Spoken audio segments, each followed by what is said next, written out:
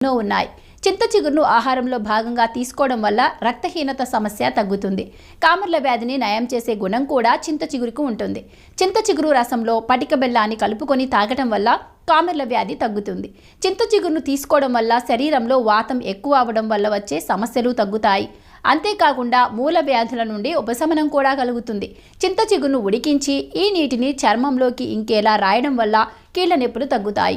చింత చిగురే కాకుండా చింత పువ్వును కూడా ఆహారంగా తీసుకుంటారు.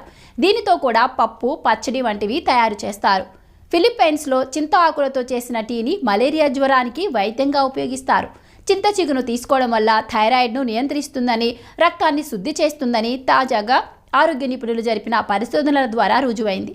చింత చిగురులో ఫైబర్ పుష్కలంగా ఉంటుంది. దీంతో ఇది సహజ సిద్ధమైన లాక్సేటివ్గా పనిచేస్తుంది. సుఖ విరోచనం అవుతుంది. మలబద్ధకం ఉండదు. ఫినాల్స్, యాంటీ ఆక్సిడెంట్లు కూడా ఎక్కువగా ఉండడంతో